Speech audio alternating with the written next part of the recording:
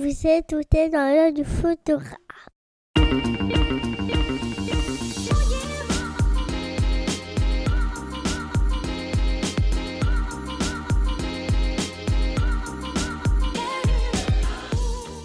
Bienvenue dans ce podcast par un photographe sur un photographe pour les photographes. Je suis Julien Pasternak et aujourd'hui, je vous emmène dans l'œil d'Ousmane Diaby.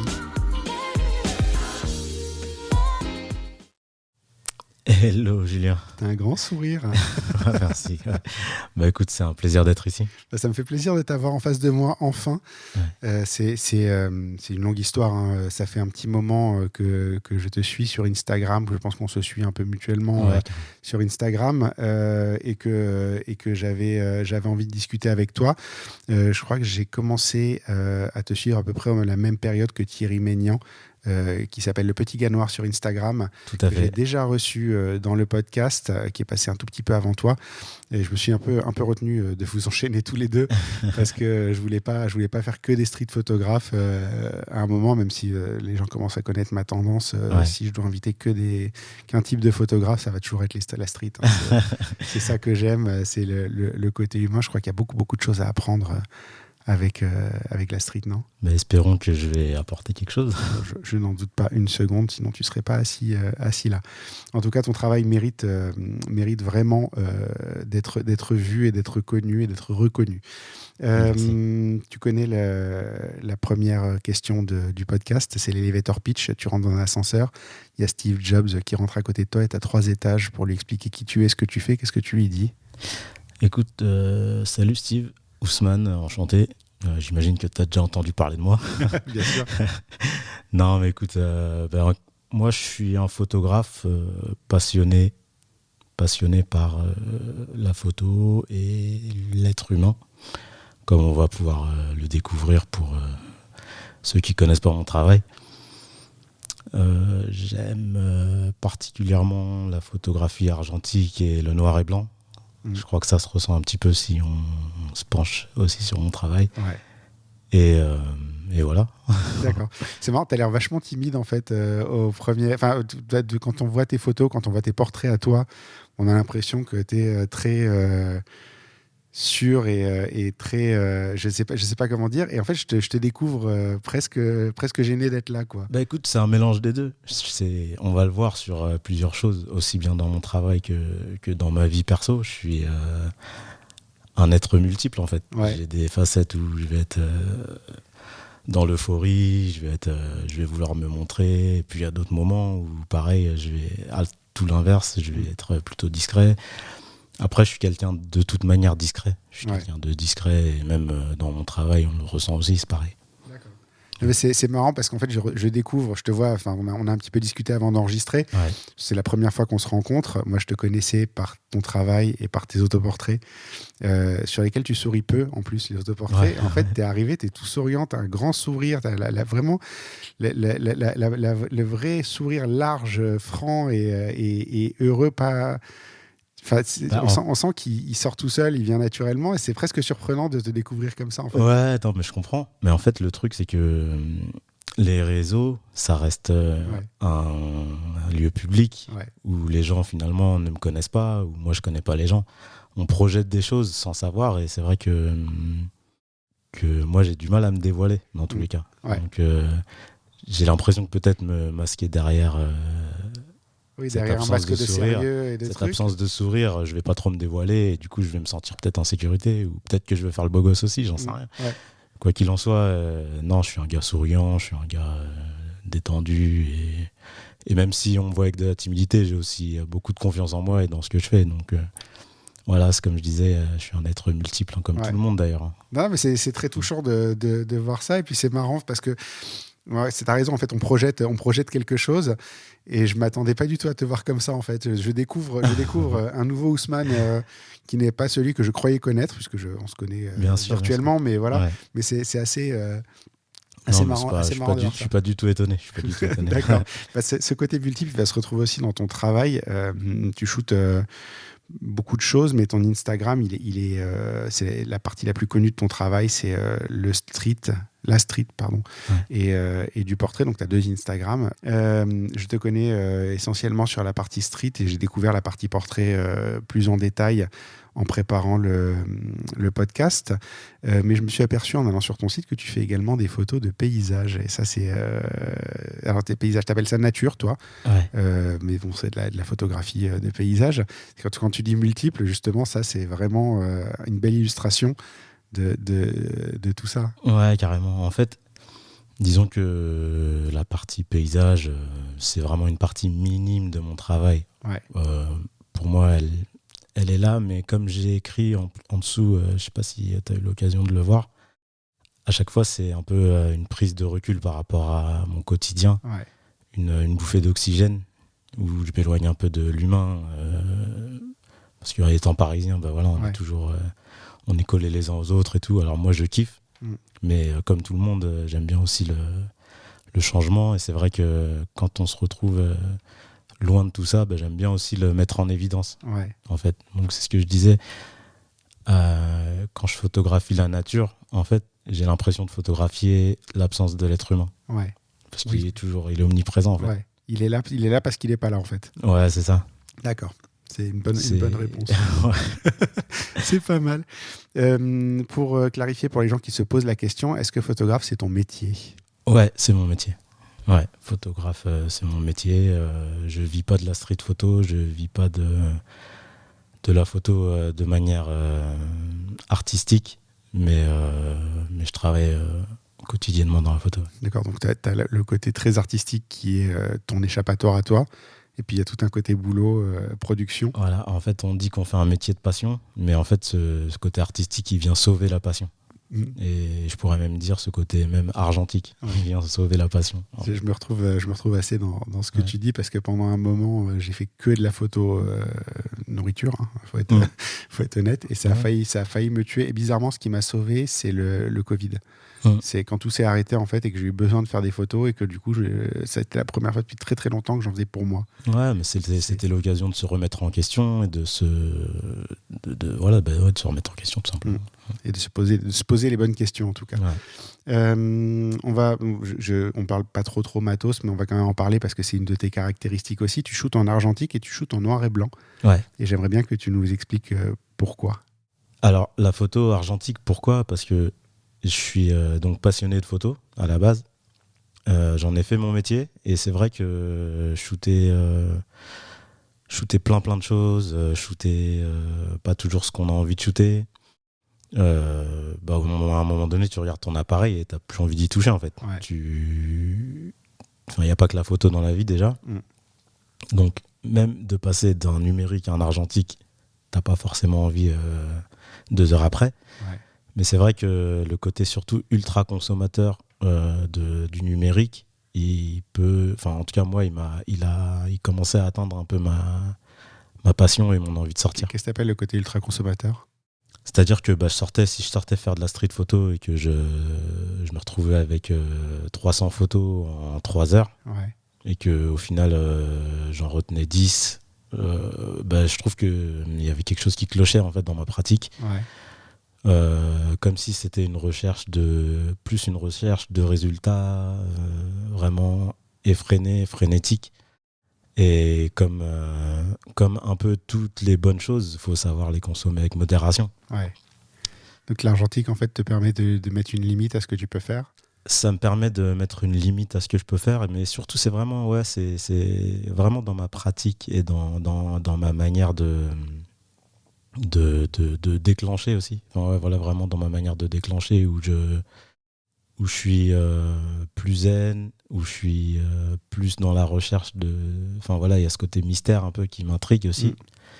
Et surtout, dans le numérique et dans la street photo, où ce que j'aimais pas trop, c'était le fait de prendre 10 photos, de les regarder tout de suite, et je trouve que j'avais perdu un truc, en fait, et je me retrouvais comme si j'étais au boulot. Donc ça t'a permis de faire une coupure, en fait, j'ai l'impression de faire 2 choses différentes, en vrai. D'accord.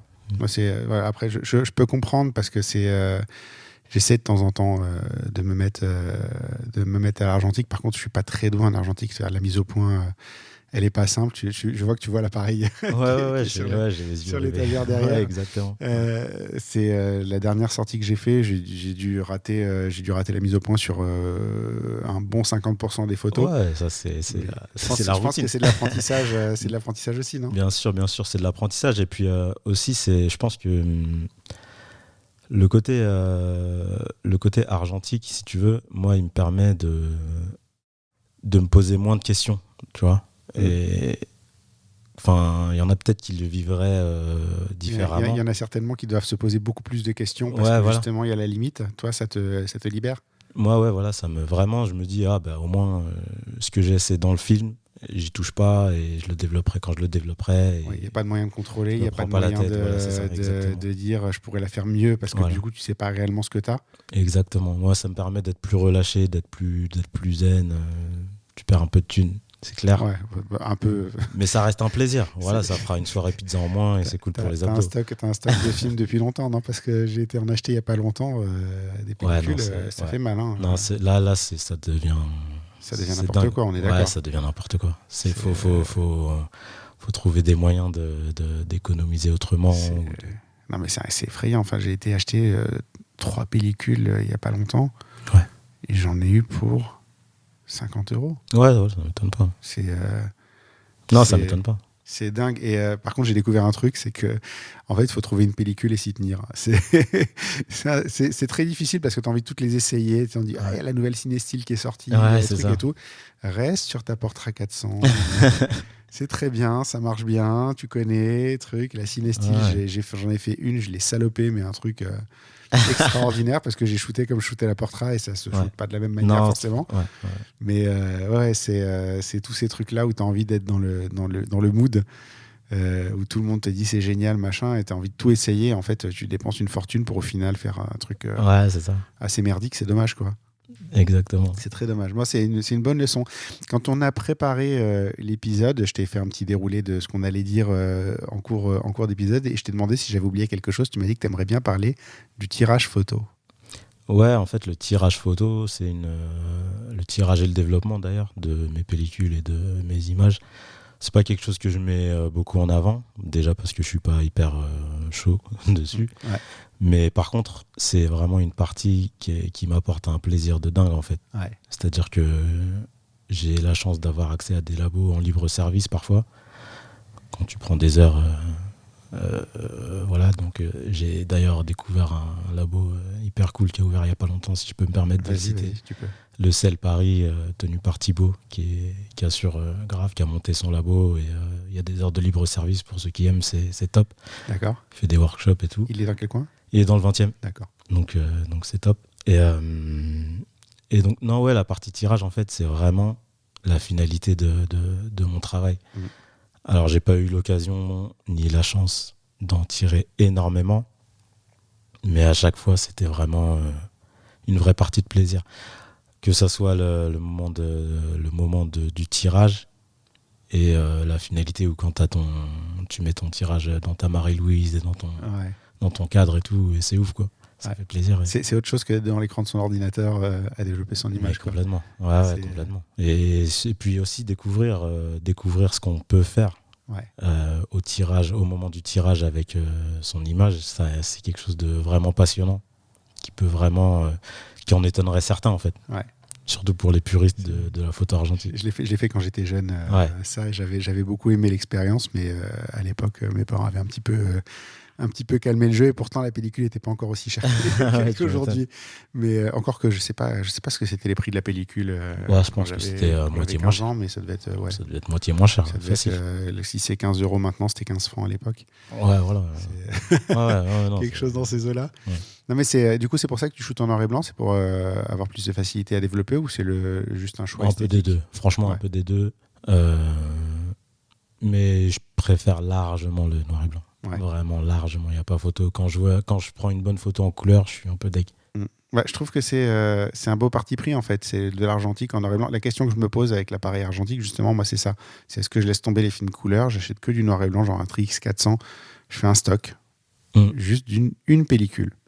Pas Et je reste dessus. J'avais essayé des trucs un peu exotiques, genre Japan Camera Hunter. Je sais pas si tu as déjà essayé Non, j'ai pas cette essayé. pellicule. Elle est géniale, elle est ultra contrastée. Ouais. Mais si tu t'en sers pas bien, en gros, tu as un gros plat noir avec un petit trait blanc au milieu, tu vois. Ouais, Et c'est vraiment, c'est un truc, c'est archi conceptuel. Quand tu la maîtrises, je pense que ça doit être une éclate totale. Mais par contre, si tu fais n'importe quoi avec, c'est pas une pellicule qui pardonne une erreur, tu vois. Ouais. Faut vraiment savoir où tu vas et ce que tu fais. Le problème, c'est qu'évidemment, ça, tu t'en rends compte 2 semaines après quand tu reçois tes photos. Ouais, c'est clair. Et c'est pas drôle à c'est pas drôle à faire. Mais après, voilà, faut louper des choses. Hein. Ouais. Faut louper. Franchement, faut louper. Faut gâcher des péloches. C'est les erreurs qui t'apprennent. De toute façon, quand il disait Cartier-Bresson, les 10 000 premières photos sont les moins bonnes. Ouais. Fallait vraiment en faire 10 000 et c'est pas 10 000 d'aujourd'hui que tu fais en une journée sur un numérique. C'était 10 000 que tu faisais sur 3, 4, 5 ans où t'en bouffais de la péloche et t'en foutais en l'air, quoi. Non, faut en gâcher. Franchement, faut pas. Enfin, je trouve que bon, mis à part le côté tarifaire qui est très agressif. Faut tenter, faut louper, on va louper des films, c'est pas grave. Pas grave, faut tenter, si on a envie vraiment, ça viendra. Ouais. Non, mais c'est intéressant, j'aime bien cette idée là de faire, de développer, enfin c'est vraiment à l'ancienne, c'est chouette, quoi. J'ai vu un film il y a pas longtemps, c'est sur W. Eugene Smith avec Johnny Depp. OK. Minamata, je crois que ça s'appelait, sur justement, tu sais, la fameuse photo de l'enfant handicapé dans le bain. Ouais. Et tu le vois en fait quand il fait ses photos et à un moment ils lui ont installé un petit labo, une petite chambre noire et c'est extraordinaire en fait de voir ça. Tu te dis mais ça c'était tellement beau à l'époque, ce côté où c'était un vrai savoir-faire. Enfin, fallait savoir faire la photo, fallait savoir la développer, fallait savoir le faire proprement, fallait avoir les produits, fallait faire tout ça, fallait savoir la sortir et tu la voyais apparaître et ça devait être un truc extraordinaire. Enfin, c'était un vrai, ça se méritait une photo à l'époque. Aujourd'hui c'est plus tellement ça. Bah là, on est un peu avec le numérique et tout, et je dénigre pas le numérique parce que j'adore, attention. Mais c'est le côté opulence en fait. Voilà. Ça a des super bons côtés. Je sais pas si je l'ai déjà mentionné dans le podcast. Moi, je tiens un journal au quotidien de ma vie et de mes réflexions sur ce qui s'est passé, des trucs. C'est comme ça que j'évolue, entre guillemets, notamment toute l'histoire que je te racontais de problématiques de clients que je vais pas étaler publiquement. Mais quand j'ai un problème avec un client et qu'un truc s'est mal passé, j'écris ce qui s'est passé, pourquoi je pense que ça s'est mal passé et comment je peux résoudre le problème après, tu vois. Et ça me permet de l'évacuer, de le mettre noir sur blanc, de faire les choses vraiment de manière carrée et d'en tirer une solution et d'en tirer une vraie leçon parce que tu t'es posé avec toi-même et t'as posé ça. Et puis souvent, ce journal, c'est un truc un peu plus léger aussi. C'est ma journée, c'est mes enfants, c'est la vie, c'est les invités du podcast. Souvent, quand j'ai un invité et que je fais un portrait derrière, je garde ce portrait, je l'insère dans le journal pour me rappeler qui c'était, à quoi il ressemblait. Et parce que tu sais pas si tu revois les gens, c'est trop bien comme trucs démarche. Et tout. Et ça, le numérique, pour ça, c'est génial parce que j'ai une toute petite imprimante qui imprime des photos sur trucs adhésifs. Et en fait, j'ai juste à les coller dedans, tu vois. Bien sûr. Et le numérique a ça d'extraordinaire. C'est extraordinaire. C'est que tu fais un truc avec ton téléphone, tu l'imprimes dans la foulée, c'est réglé. Tu peux le coller dans un journal, tu peux tenir un truc au quotidien, écrire le soir ce que tu as fait dans la journée et insérer la photo. Bien sûr. Et ça, c'est extraordinaire. Après, c'est vrai que si tu l'utilises mal, comme toutes les bonnes choses, mal utilisé. Ouais, bien sûr, mais après, de toute manière, c'est comme si moi j'étais tous les jours au labo, j'en aurais marre en fait. Ce serait exactement pareil. Moi j'adore les lasagnes, tu me fais des lasagnes toute la semaine, j'aime plus les lasagnes. Si, moi je les aime encore. Je les aime encore, par contre, je pense que ma balance les aimera pas des masses. C'est une bonne transition pour la partie interview, la lasagne. Les 4 premières questions, maintenant il y en a 4, avant il n'y en avait que 3, mais on en a rajouté une au dernier épisode. La première question, c'est quel livre tu offrirais à un photographe et pourquoi ? Alors moi, je suis vraiment le mec je suis pas le meilleur pour répondre à cette question. Par contre, j'ai beaucoup aimé le livre de William Klein, Contact. C'est un livre où on voit en fait les planches contact avec des annotations, tout plein de trucs. Tu vois les choix qu'il a fait, pourquoi il y a cette photo qui est hyper connue et une autre photo qui est quasiment jamais sortie. Pourquoi il l'a pas sélectionnée. Et puis ça permet de voir un peu son approche sur une scène et les choix qui en découlent. Et je trouve ça intéressant parce qu'on est tous confrontés à ça en tant que photographe. On a tous une série de photos. Et au final, il n'y en a qu'une seule qui sera mise en avant, alors qu'il y en a 15 qui existent. Ouais. Et je trouve ça cool un peu de voir l'envers du décor. De voir que tout n'est pas parfait, que c'est pas juste il prend une photo, elle est parfaite, et puis exactement, qu'il a galéré pour la faire, que voilà, c'est vrai. Ah, c'est vrai, il a fait ce choix-là.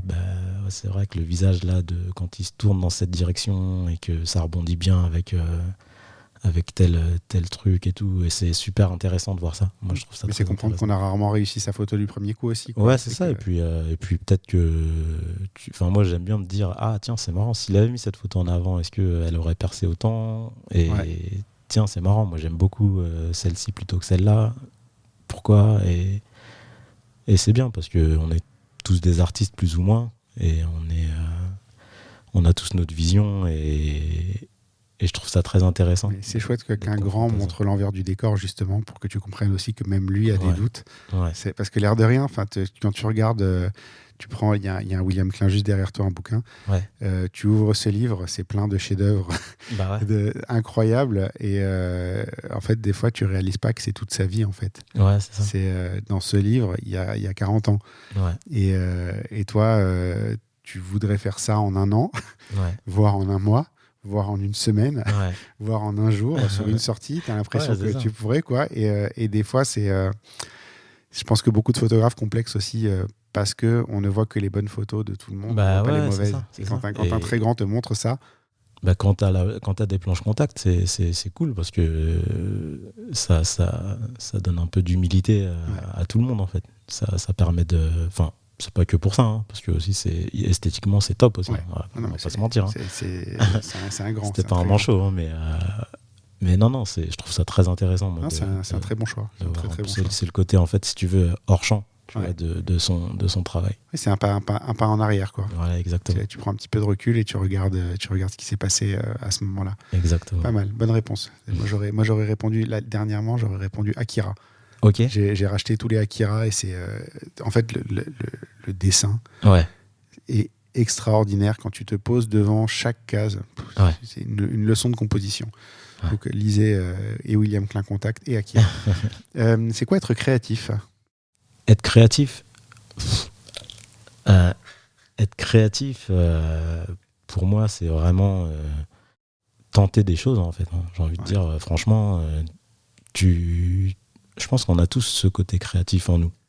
Absolument tous. Après, on y croit plus ou moins. Mais tenter des choses, les montrer, avoir le courage d'exposer un peu ce qu'on fait. Après, il faut choisir... où on le montre. Mais je dirais que c'est vraiment ne pas trop s'écouter et se fixer des limites. Faut vraiment se laisser aller vers ce qu'on aime. Peu importe, parfois on a des retours qui sont surpris, où on va te dire mais tu te prends pour un artiste parce qu'on te connaît, ou peut-être qu'on croit te connaître. Mais c'est vraiment aller au-delà de tout ça et se laisser aller vers ce qu'on aime. Je pense que c'est ça, être créatif. C'est rigolo ce que tu viens de dire. Ça me fait toujours sourire parce que ça me fait repenser à une histoire. Quand j'ai commencé à la photo, et donc il y a une douzaine d'années, j'avais acheté un appareil et puis je le prenais partout avec, tu vois. Et j'ai un pote un jour qui m'a charrié en me disant tu te prends pour un artiste, machin. Exactement. Et tout. Et 3-4 ans après, ce même pote m'a engagé pour faire les photos de son mariage. Non, mais c'est ça. Et puis parfois, les gens, ils te lâchent des phrases comme ça. Ils se rendent pas compte que ça peut être vexant. T'es déjà en difficulté. C'était pas méchant, c'était la charriade gentille, tu vois. Bien sûr. Mais par contre, la victoire, c'est que derrière, c'est quand même moi qui ai fait les photos de son mariage. Et ça, j'ai trouvé ça magnifique. Parce que je lui ai rappelé après, j'ai dit en rigolant, il se rappelle que tu t'es un peu foutu de ma gueule à l'époque. Il me dit mais en fait, je crois que j'avais pas réalisé que tu avais vraiment trouvé ce que tu aimais faire, quoi. Et c'est rigolo, parce que tu vois, quand tu dis ça, les gens te disent ça, en fait, faut parfois insister aussi, quoi. Faut vraiment... moi, je pousse tout le monde à faire ce qu'il a envie de faire. Franchement, c'est super important. Surtout que les résultats d'un jour sont pas les mêmes que ceux du lendemain. Non, parce que tout le monde progresse. Franchement, tout le monde progresse. Et puis, il y a aussi les côtés, le truc, ce qui est plus ou moins prisé à un moment. Peut-être que le lendemain, tu vois, dans 10 ans, ça va être super prisé. Des fois, les gens, ils sont en avance sur leur temps. Le vent tourne, quoi. Ouais, c'est ça. C'est pas mal. Qu'est-ce qui te fait déclencher ? Ce qui me fait déclencher, ça va être... je vais voir des gens, des lumières, des ombres, des visages, des dynamiques, des énergies en fait. L'énergie dans un quartier par exemple. Ouais. Ça va vraiment me donner envie de déclencher. Ouais. Tu sens cette dynamique-là, mais de manière globale en fait. C'est ça. En fait, je vais être dans un espace plus ou moins dynamique, avec une lumière intéressante. Je vais avoir des personnages qui vont passer avec un visage, une allure, une expression de visage, des attitudes. Et ça me donne envie de déclencher. C'est marrant que tu aies cette vision large du lieu où tu te trouves, en fait. Ouais. On a toujours l'impression qu'il faut se focaliser sur devant soi, sur le petit cadre de l'image. Et toi, en fait, tu regardes très large et tu resserres. C'est exactement ça. Ouais, c'est exactement ça. C'est marrant. C'est une très bonne approche, très bonne réponse. C'est quoi une bonne photo ? Une bonne photo, de mon point de vue, ça va être une photo qui m'interroge, en fait. Ça va être une photo où je vais me demander tiens, c'est marrant, qu'est-ce qui s'est passé dans cette scène en fait ? Pourquoi ce monsieur il a cette attitude ? Pourquoi cette dame elle a l'air si pressée ? Pourquoi En fait, ça va être des situations banales, mais qui vont quand même m'interroger. C'est des scènes qui se placent dans un espace-temps ou un espace tout court. Et c'est ce genre de trucs qui sont pourtant tout à fait normaux, qu'on a l'habitude de voir. En fait, j'ai envie de les figer et j'ai envie de m'en souvenir. Mmh. J'ai envie que les gens qui plus tard découvriront mes photos, et je parle même de mes proches, hein, tu vois, de mes enfants et tout, ils se disent là, papa il voyait des trucs, c'est cool de les voir, alors que c'est cool de s'arrêter dessus, alors qu'en fait alors qu'à l'époque on s'arrêtait pas dessus, quoi. Ouais, c'est ça. Peut-être que dans 20 ans ça aura pas la même signification qu'aujourd'hui, quoi. Ouais, c'est ça. C'est un héritage en fait. Toutes les images dont on hérite, qui nous nourrissent nous, sur les photos par exemple des années 70, tout ça, je pense qu'à l'époque c'était banal. C'était banal en fait. Ouais. Et là, nous, quand on le regarde, on est fascinés. Ouais. Ça me ferait kiffer. Si on avait été là à l'époque, alors on réalise pas qu'en fait nous on est dans notre époque. Ouais, c'est ça. Et qu'on pourrait tout à fait faire la même chose avec ce qu'on a sous la main, quoi. Ouais, exactement. Pas mal. Avant de parler photo, on va parler de l'observation. Tu as une phrase que je trouve intéressante qui était te nourrir de ton environnement. Donc ça, c'est avant la photo. Ouais, ça dépasse toujours la photo dans tous les cas. Enfin, la photo, c'est on est passionné de photo, mais ça reste un moyen de me connaître et de faire connaître le milieu dans lequel je vis, en fait. D'accord. Donc c'est juste une manière de canaliser ce que tu vois à la photo, en fait ? Ouais, c'est ça. C'est une manière En fait, j'ai envie de montrer, si tu veux. Parce qu'en fait, mon travail, si tu regardes bien, il est très axé sur la représentation. La représentation des gens dans l'espace parisien, notamment, des communautés noires, notamment, qui sont quand même pas mal mises en avant. C'est vraiment une question qui me touche beaucoup. L'observation, j'étais un jeune qui est passé du temps assis avec mes potes sur les bancs, à discuter, à rigoler, à regarder beaucoup. Et c'est vrai que c'est un prolongement, en fait, la photo, si tu veux. Parce que là, à mon âge, je vais pas rester assis sur un banc. Enfin, je me vois pas le faire, mais en tout cas... Quelque part, tu avais un plaisir à le faire, mais tu avais besoin d'en faire quelque chose, en fait, c'est ça ? Ouais, c'est ça. Après, ça s'est fait naturellement. En gros, c'est deux passions qui se sont rencontrées, en fait. On peut dire que c'est ça. Moi, j'ai toujours bien aimé être dehors, à observer les gens, les interactions, les regroupements, pourquoi les mélanges, ou l'absence de mélange aussi. Beaucoup qui m'interrogent. Et en fait, ça a rencontré ma passion pour la photo et la street photo, donc ça tombe super bien. Et voilà, j'essaie d'en faire mon petit truc, quoi, après.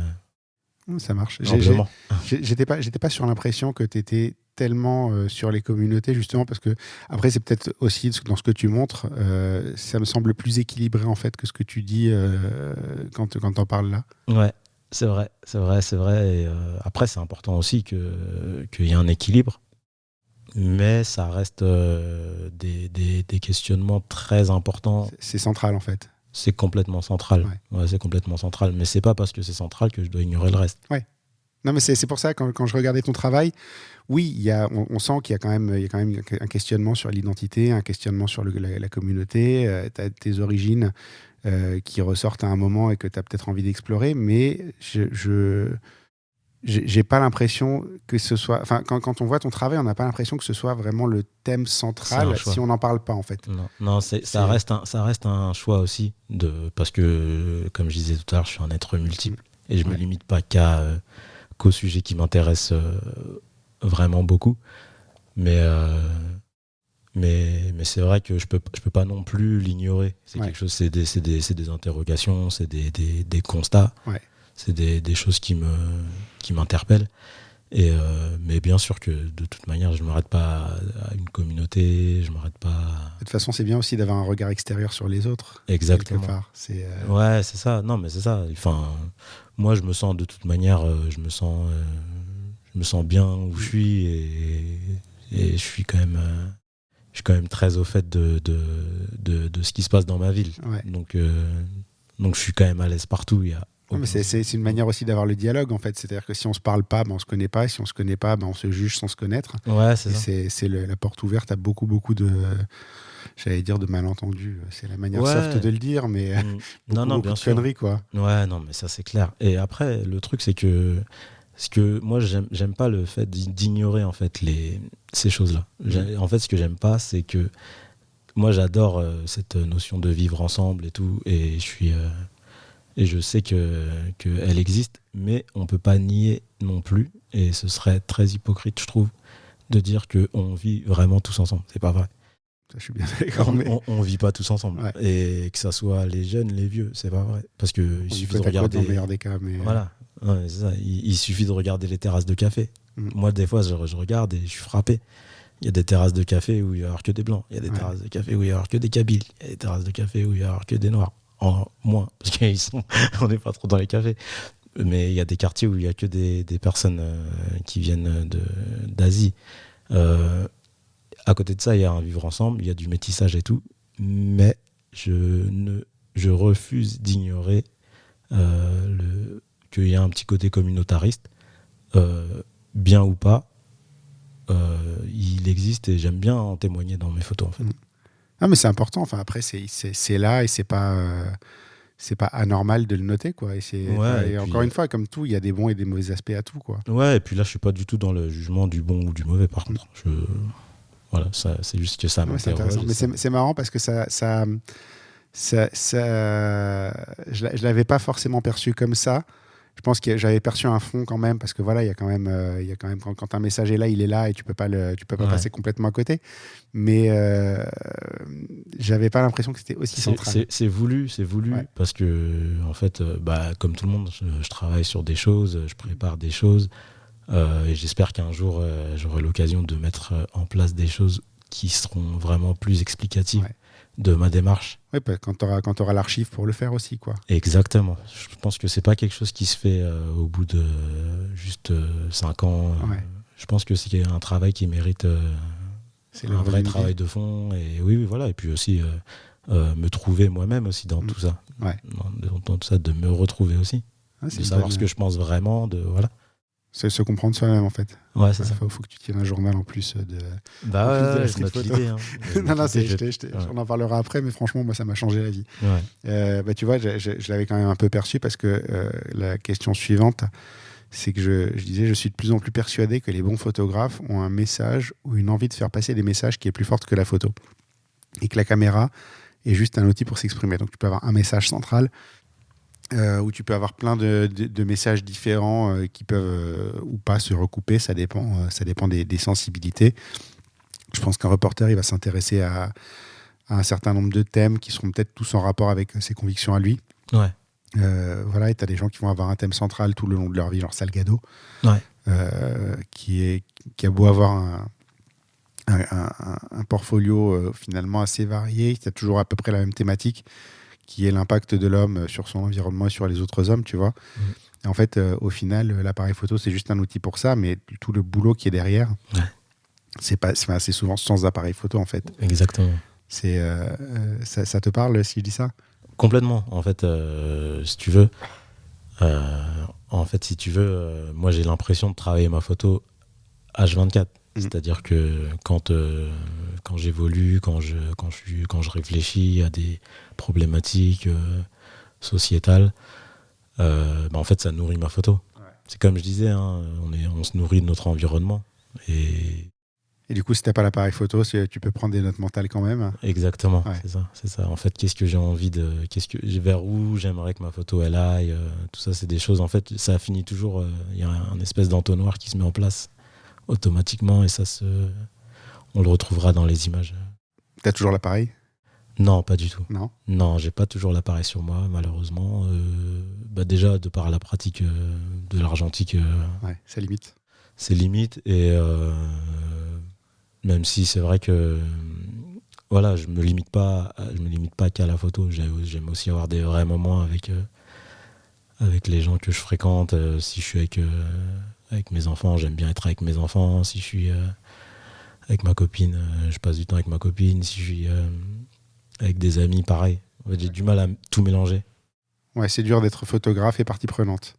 C'est ça, moi en tout cas j'ai du mal à mélanger. Je sais qu'il y en a qui sont hyper forts là-dedans, moi j'y arrive pas trop. Moi j'ai trouvé un équilibre et en fait je le prends comme un entraînement ça, dans le sens où quand tu es dans cette situation-là, si tu veux faire des photos, tu dois être efficace. Ouais. Donc tu peux pas faire des tentatives à gogo et passer 1 heure à faire ton cadre et attendre que truc et tout. Si tu fais une photo et après tu poses ton appareil et tu vas faire autre chose et quand tu vois une autre photo, tu la prends et tu reposes.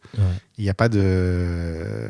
Enfin c'est pas comme quand tu fais un événement où tu as ton appareil, tu ne fais que ça, tu es dédié à ça et c'est réglé. C'est pour ça que c'est important d'engager un photographe aussi. Exactement. Pour ces événements, c'est pour pas gérer ça. Mais par contre, si tu le fais toi, dans ta vie privée, voilà, tu as une tentative. Si tu la rates, point. Et tu passes à autre chose. Et je trouve que c'est très formateur, ça. Ça t'oblige à réfléchir. Exactement. Et puis, en tout cas, moi, ma pratique de la photo, elle me demande beaucoup de concentration. Ouais. Franchement, elle me demande beaucoup de concentration. J'arrive pas à faire 2 choses en même temps. D'accord, tu rentres dans la zone quand tu fais la street. Genre, tu prends ton appareil, paf, mode street. Et pendant 1 heure ou 2, c'est que ça, il n'y a rien d'autre qui existe. Quoi. Et très souvent, je sors d'ailleurs en session street avec mon pote Thierry Maignan, dont on parlait tout à l'heure. Et en fait, ce qui se passe, c'est qu'on se voit, bonjour, ça va, on rigole 2-3 minutes, enfin, non, on rigole un peu.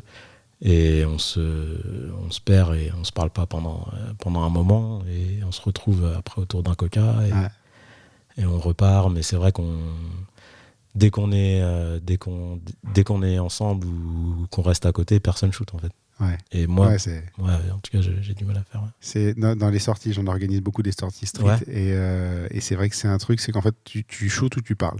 C'est ça. Il faut accepter. Moi, j'ai accepté ça, c'est-à-dire que si j'organise une sortie et qu'on est nombreux, on va plus parler que shooter. Je vais rarement sortir des bonnes photos sur une sortie comme ça. Par contre, c'est enrichissant. Voilà. C'est hyper enrichissant. Exactement. Tu vois, il y en a qui sont quand même capables de se concentrer, de faire leur truc et tu les vois en action. Et tu fais putain. Il y en a, mais je suis jaloux. T'en as, c'est des machines de guerre. Mais laisse tomber. Quoi. J'ai déjà vu. J'ai fait une sortie une fois avec Ronan Gégaden, qui est un des premiers épisodes du podcast, qui est un photographe de mariage et qui fait aussi de la street et pas mal de choses. Et c'est une des personnes les plus patientes que j'ai vues dans ma vie. Ah ouais. C'est la première sortie qu'on a fait. On a dû l'attendre 20 minutes, je pense. Parce qu'il avait repéré un endroit avec un petit rayon de soleil, une ligne graphique et machin, et il attendait que quelqu'un passe. Ouais. Et je ne déconne pas, il a passé 20 minutes sans bouger. Bah tu vois, ces 20 minutes-là, moi, au bout de 3 minutes, j'ai la pression, je me dis, putain, je suis en train de gâcher le moment de quelqu'un d'autre et tout, et en fait... dans ces moments-là, il faut accepter, avancer, et puis on se retrouve après. C'est ça. Et puis voilà, mais c'est marrant, mais c'est effectivement ce que tu dis quand tu shootes avec quelqu'un. Tu parles ou tu shootes. C'est pas les deux, c'est pas possible. En fait, tu es concentré. Ou alors, il y a une personne avec qui j'arrive à faire ça, c'est un autre ami qui s'appelle Alexis Paoli. Okay. Où on a fait une sortie comme ça et on arrivait malgré tout à sortir des photos, mais parce qu'on est on se comprend là-dessus. Tu sais, tu as des gens avec qui tu peux parler. La discussion est tellement centrée sur ce qui t'entoure. En fait, si tu veux, tu peux avoir plein de genres de discussions, mais sur de la street, si ta discussion n'est pas centrée sur ton environnement, tu peux pas peux pas te concentrer dessus. Et c'est vrai qu'avec lui, quand on parle pendant une sortie street, on parle de ce qu'il y a autour de nous, de ce qu'on voit. Et regarde ça, et regarde ça, et regarde ça. Et du coup, ça marche. Là, c'est autre chose, c'est intéressant. Mais tu vois, ça vient juste parce qu'on en parle comme ça. Mais effectivement, je me demandais pourquoi ça marchait avec lui et pas avec d'autres. En fait, avec d'autres, c'est vrai qu'on va parler de la pluie et du beau temps et de qu'est-ce que tu fait à midi. T'es pas, même si tu parles de photos, t'es pas axé sur ton environnement direct. Mais l'environnement direct, c'est ça qui est important. Encore une fois, l'appareil photo, c'est un outil et l'environnement direct, c'est ce que tu photographies. Exactement. Et c'est sur ça qu'il faut être concentré. C'est ça. Si t'es concentré sur tes réglages, t'es mal barré. Alors, tu vois, la suite de la phrase que je disais tout à l'heure, les bons photographes ont un message. Un des gros soucis aujourd'hui, tu vois, ce que je trouve de plus en plus, et c'est beaucoup dans la street d'ailleurs, c'est qu'on a des gens qui veulent faire de la photo parce que c'est cool de faire de la photo et qui produisent de la technique pure et qui est souvent insipide parce que la technique pure, sans rien qui se passe dedans, voilà, vaut mieux pas de technique et un bon événement que beaucoup de technique et pas être foutu de capter un truc qui a un peu de truc. Et je dis de la street, mais c'est pas que dans la street, il y a plein d'autres domaines où il y a des gens comme ça. Bien sûr. Après, moi je fais pas de jugement de valeur. Il y en a qui, ils ont peut-être d'autres centres d'intérêt, s'ils s'épanouissent dans la photo en faisant des trucs comme tu dis, insipide. Moi, je sais pas, je vais pas me permettre de dire. Après, c'est moi qui juge, c'est un jugement de valeur pur et dur. C'est une opinion. Non, mais on peut, on est entre nous. Personne n'entend. Il n'y a que 7 000 personnes qui entendent. C'est pas grave. C'est ça. Non, mais bon. Non, mais qui kiffe. Par contre, qu'on me laisse kiffer, moi, ce que j'ai envie de faire et les messages que j'ai envie de véhiculer. Et pareil pour chacun. Voilà, c'est juste ça. D'accord. Moi, les thèmes que j'abordais tout à l'heure et tout, c'est des choses qui m'intéressent depuis que je suis. C'est des choses, depuis toujours. Je vis avec en fait. C'est la fondation de toi en fait. Exactement. Et c'est des choses en fait qui m'ont toujours habité, mais que j'ai rarement abordé et que j'aborde rarement parce que c'est des sujets qu'on aborde rarement parce que voilà, t'as peur d'être lourd en fait, si tu veux. Ouais, je vois. En fait, oui, je suis pas d'accord sur le fait que tu as peur. Oui et non. Je comprends ce que tu veux dire en fait. T'as peur de gêner, t'as peur de mettre le coup de pied à l'endroit où il faut pas. Ouais. Et de. Après, c'est mon côté timide aussi, peut-être. Tu vois. Ouais, mais des fois il faut. Après, tu peux dire beaucoup de choses sans être lourd aussi, tu vois. Tu peux amener le podcast qui te précède, c'est Laurence Courcia. Elle fait partie d'un collectif de femmes. On en parle à un moment, elle dit pour moi c'est pas forcément un truc ultra important qu'on soit que des femmes, pour d'autres ça l'est, mais en fait le truc c'est que effectivement c'est un collectif de femmes, mais c'est un collectif de femmes de talent, et le mot important c'est talent. C'est pas alors le message passe parce que effectivement on représente des femmes photographes qui ont peut-être un petit peu moins de poids, il faut être tout à fait honnête, que les hommes dans le milieu. Et ça sert aussi. Mais en même temps, elles ne te le mettent pas dans la tronche, tu vois, en te mettant le nez dedans et en t'écrasant la tête dessus et tout. C'est la bonne manière de faire, je pense. Je sais pas, après, j'ai pas de problème particulier non plus, tu vois. Dans le bon pourcentage de la population qui a pas mal de facilité. Mais je pense qu'on peut dire les choses gentiment. S'il y a besoin de les dire plus fort, on peut les dire plus fort aussi, tu vois. Mais il n'y a pas à avoir peur de déranger. Non, c'est pas.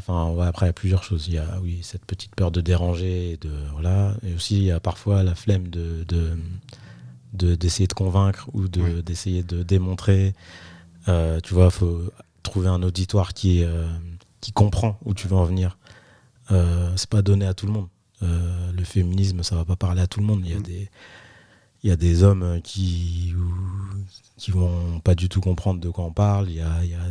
Je suis demi-d'accord dans le sens où même si le mec est pas équipé pour comprendre forcément cet aspect-là, la répétition gentille peut faire passer certains messages aussi.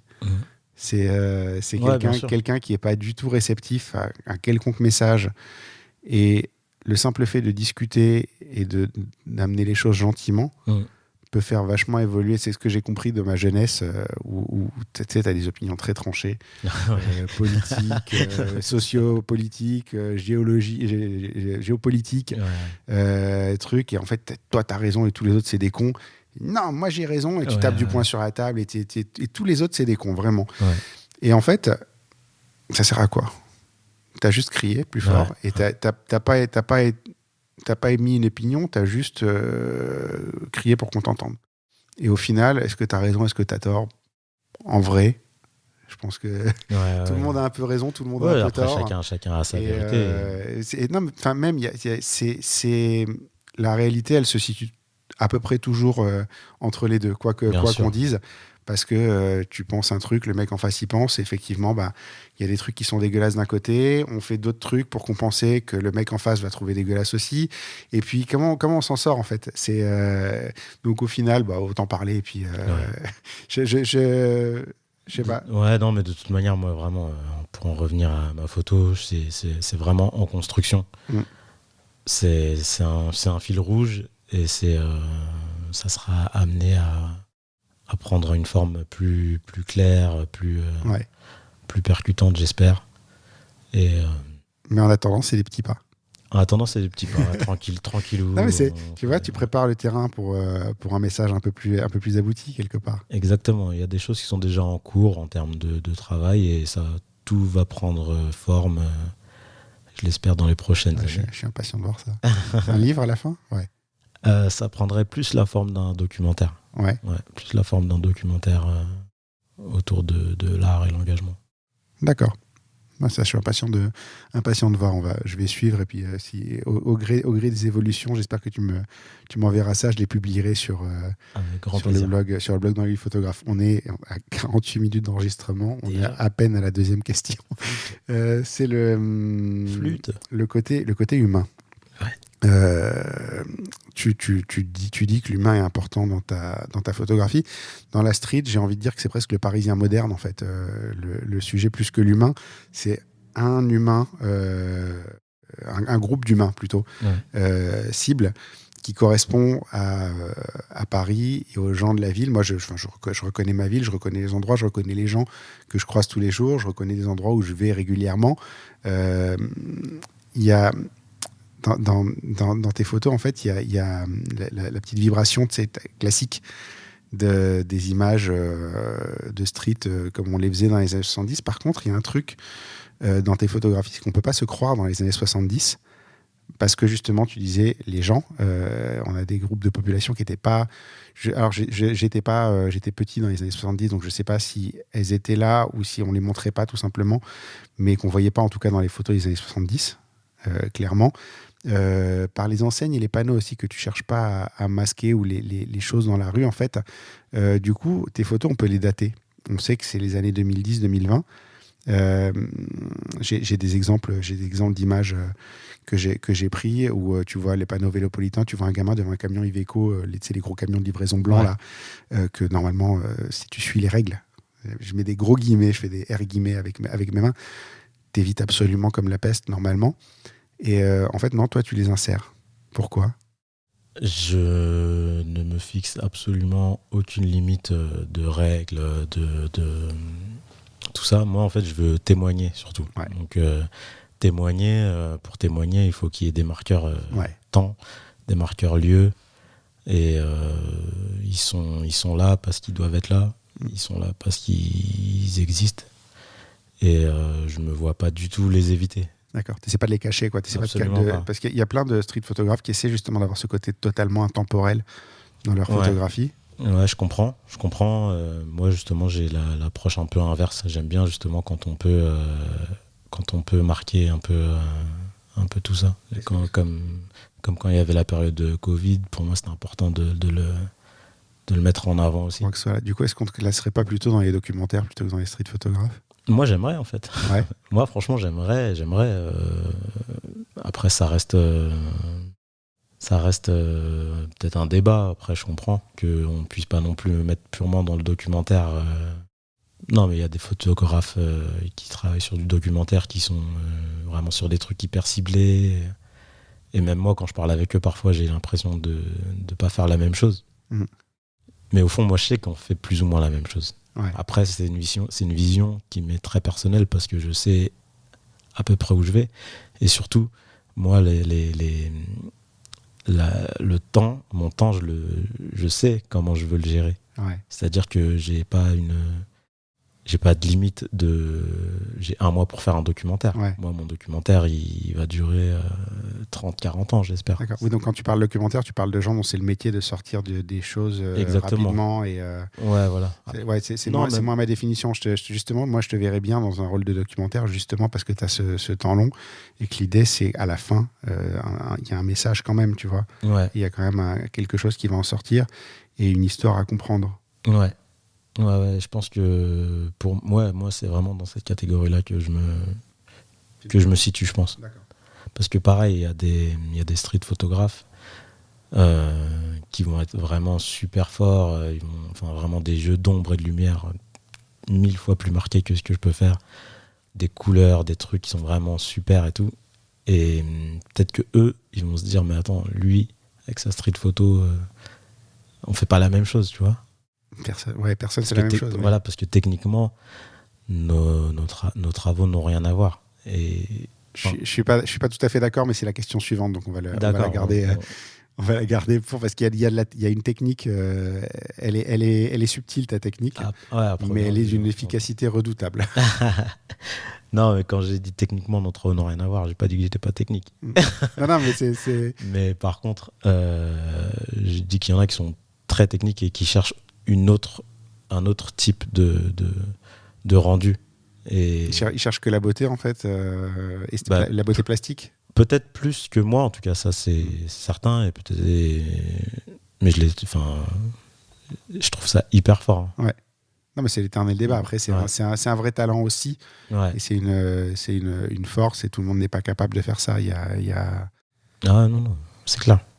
Encore que parce qu'on va parler de tes portraits après, et on va voir que tu arrives quand même à faire des trucs très très beaux et très très épurés et très très dans les détails aussi, mais sur la partie street documentaire, c'est plus brut, c'est ça que tu veux dire ? Ouais, dans la partie street documentaire, franchement, c'est vraiment le côté brut, moi, qui m'intéresse. C'est vraiment ce côté, tu descends de chez toi, t'es dans la rue.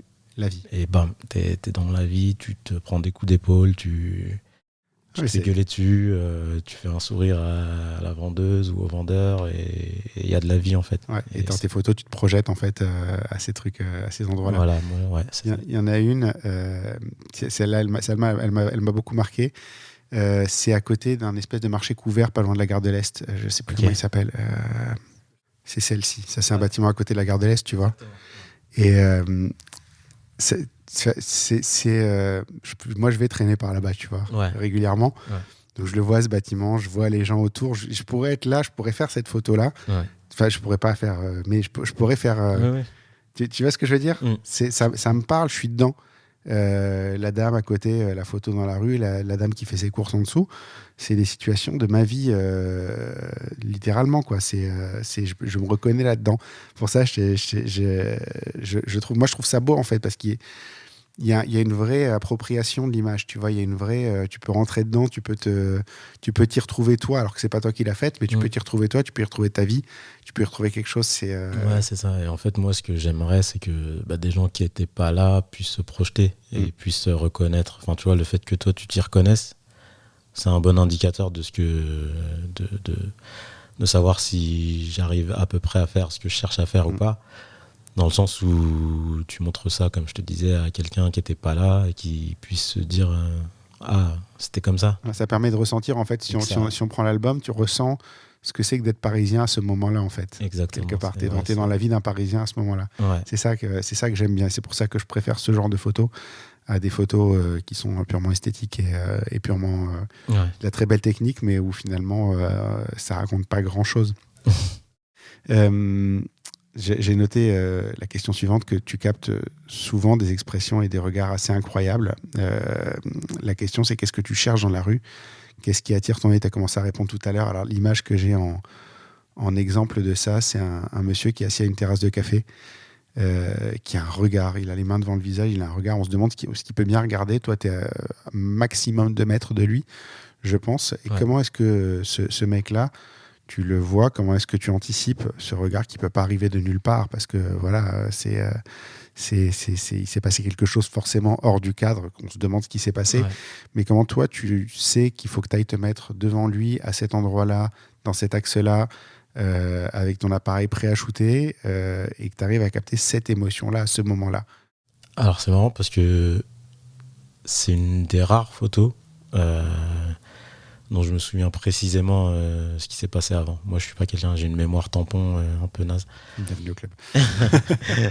Mais alors là, pour le coup, je m'en rappelle très bien parce que c'était lui, il buvait un verre en terrasse et pour le prendre dans cet axe-là, j'ai dû faire semblant de rentrer dans le café et en ressortir en fait. Parce que je l'ai vu et il m'a attiré, son faciès, son attitude. Il y a quelque chose qui m'a attiré. Je ne saurais pas exactement comment le décrire, mais j'ai dû rentrer dans le café, faire semblant d'être intéressé par un truc et ressortir et paf. Et j'étais effectivement à moins de 2 mètres de lui, je pense. Et écoute, je ne sais pas non plus ce qu'il a vu, pour être honnête. Je ne sais pas ce qu'il a vu. Je ne me souviens pas assez dans le détail. Comment j'ai senti qu'il allait se passer un truc sur cette image et pourquoi il a fallu que je rentre. Et pourquoi, je ne saurais pas exactement l'expliquer, mais en tout cas, lui, le tu l'avais en ligne de mire. Le personnage, je l'ai cherché. Tu l'as tourné autour. Ouais, je lui ai tourné autour. Ça n'a pas duré longtemps, ça a duré moins de 10 secondes, mais c'est vraiment une photo recherchée pour le coup. D'accord, donc en même temps, tu t'es mis en bonne position face à un sujet intéressant. En même temps, tu as eu de la chance qu'il ait cette attitude, parce qu'il faut quand même voir qu'il a les mains sur le visage, il a les yeux écarquillés, il regarde quelque chose en dehors du champ. Tu te dis, mais qu'est-ce qu'il regarde? Il avait cette attitude déjà au préalable. D'accord. Il avait déjà cette attitude un peu perchée, un peu. D'accord, donc c'était la personnalité que tu as vue de loin. Et en fait, c'était quelque chose qui tournait quand même un petit peu. C'était pas juste un événement isolé. Non, il était. Après, je pense pas qu'il avait cette tête non plus. Non, mais je veux dire, il y avait le potentiel pour que ça arrive. Ouais, voilà, c'est ça. Après, on déclenche pas non plus sur des gens complètement banals et enfin, pas que quoi. Il y a des gens qui vont t'attirer comme ça. Tu te dis, tiens, je vais avoir un truc un peu qui sort un petit peu de l'ordinaire. Et c'est ce qui s'est passé. Donc, c'est un mélange de chance et de recherche. Ok, c'est une bonne explication. C'est satisfaisant de voir ça, de se rendre compte qu'il y a quand même, tu vois, pas que. Parce que tu vois une photo comme ça, tu te dis, tu as eu de la chance, tu étais au bon endroit, au bon moment et tout. En fait, non, tu te rends compte qu'il y a un travail autour. Et c'est quand même important. Ouais. On va parler de composition justement. On a rapidement commencé à en parler quand tu disais il y a des gens qui sont très techniques et moi je n'ai pas l'impression d'être dans la même catégorie. En fait, quand on shoot en argentique, quand on shoot en noir et blanc, comme c'est quelque chose qui a été vachement exploré avant, tu as presque l'impression que c'est facile. Ce qu'on peut ignorer assez facilement et quand tu fais l'effort de regarder vraiment, tu t'en rends compte par contre, c'est qu'il y a un énorme boulot de composition dans tes images. Pour moi, c'est très important en fait. En fait, la composition et la dynamique que renvoie une image, c'est vraiment super important. J'ai des images qui sont techniquement, entre guillemets, très réussies, mais où je vais pas avoir les bons éléments de mon point de vue pour les montrer. Donc non, la compo, c'est vraiment quelque chose de recherché, de travaillé. Quand je sors, je sais déjà quel type de photo j'ai envie d'avoir en fait. Quelle dynamique j'ai envie que les gens aient dans mes images. C'est quelque chose qui est réfléchi. C'est pas du tout ce qu'on pourrait croire, comme tu le disais, lié au hasard. En fait, tu vas croiser une personne qui va marcher penchée. Tu vois, ça va m'attirer. Tu vois, parce que et là, je me dis, tiens, je vais essayer de la placer dans tel angle de mon image parce que j'ai repéré que derrière, il se passe ci, il se passe ça. Et vraiment, c'est un travail, en fait. C'est un vrai travail, par contre. C'est pas du tout... c'est pas que du hasard. Après, il y a des coups de chance, des regards, des trucs. Mais si tu as de la chance, elle est provoquée. Ouais. Je disais à un ami, parce que je le battais toujours à la PlayStation, que les meilleurs ont de la chance. Et là, on peut retrouver ça ici. Je plaisante. Il y a de la chance et il y a beaucoup d'entraînement aussi quand même. Ouais, non, par contre, ouais, il y a du travail en fait. Il y a du travail et il y a plein de loupés en fait. Oui, ce qu'on voit pas dans les films Instagram. Il y a plein de loupés, il y a plein de. Tout à l'heure, on parlait de planches contact. Il y a des planches contact. Dessus, je vais avoir une photo que je vais considérer comme une de mes masterclass. Tu regardes toutes les photos autour, ça va être une catastrophe. Ouais. Et donc là, je l'ai vu récemment parce que j'ai fait des planches contact, notamment de mon travail à New York où j'ai été récemment. Et c'est vrai que j'ai dit waouh, heureusement qu'il y a cette photo parce que c'est. Ouais, après, de toute façon, on jette 90% de ce qu'on fait, donc en même temps. Ouais, c'est ça. Mais bon, sur des pellicules à 15 €. Ouais, ça fait mal, ça fait un petit peu mal, on est d'accord. C'est d'autant plus compliqué d'ailleurs la composition que tu es plutôt un chasseur qu'un pêcheur en street. Ouais, je suis plus un chasseur. Ouais. J'aime bien en fait ce côté rapide et ce côté instantané, rapide, brut comme dans les photos que j'ai envie de délivrer en fait. Ce côté vraiment qui correspond à. C'est la vie en fait. Voilà, c'est ça, qui correspond à ce qu'on traverse tous les jours. Et j'ai envie qu'on retrouve ce côté non réfléchi, si tu veux. Alors que c'est réfléchi. La question suivante, justement, prend toute sa saveur suite à ça. C'était que justement, les lignes sont toujours un tout petit peu penchées, juste ce qu'il faut dans tes photos. Moi qui suis un obsessionnel du truc très très carré, ça attire le regard, mais effectivement, la vie est légèrement. En fait, le truc. Alors pourquoi j'aime bien les lignes carrées aussi? Il faut savoir que l'œil, en fait, est toujours à l'horizon. En fait, que tu tournes la tête vers un côté ou vers l'autre, tu verras toujours droit. Ouais. Donc, quand ta photo est un petit peu inclinée, ça attire le regard. Quand elle est trop inclinée, c'est pas naturel. Toi, tu arrives à avoir cette toute petite inclinaison qui en même temps guide l'œil, parce que c'est à ça que ça sert aussi les lignes. Faut être tout à fait honnête, mais est suffisante et pas excessive en fait. Tu arrives toujours à avoir ce petit degré qui rend la photo intéressante en fait. Ouais, alors c'est une tolérance en fait. Ouais. En fait, c'est une tolérance. Moi, je suis de base, je suis comme toi. J'aime bien les lignes droites et tout. Maintenant, dans ma pratique de la photo, très difficile d'atteindre. Surtout en argentique. Très difficile d'atteindre ce genre de résultats dans ma pratique. Et en même temps, je parlais de photos brutes, tout ça. Et c'est vrai que moi, je n'aime pas recadrer, redresser mes images. Ouais. Pourquoi ? Parce qu'on parlait de tirage. Et c'est vrai que quand je fais des tirages, j'ai vraiment envie que ça corresponde à l'image que j'ai prise. C'est un travail en fait qui me force à me concentrer lors de ma prise de vue aussi. Parce qu'on ne fait pas n'importe quoi non plus. Ça me permet de vraiment me forcer à être bon, si tu veux.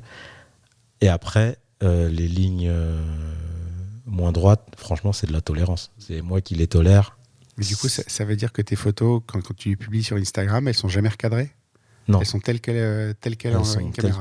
Elles sont telles que je pourrais les mettre dans un cadre, telles qu'elles sortiraient sur une planche contact. D'accord.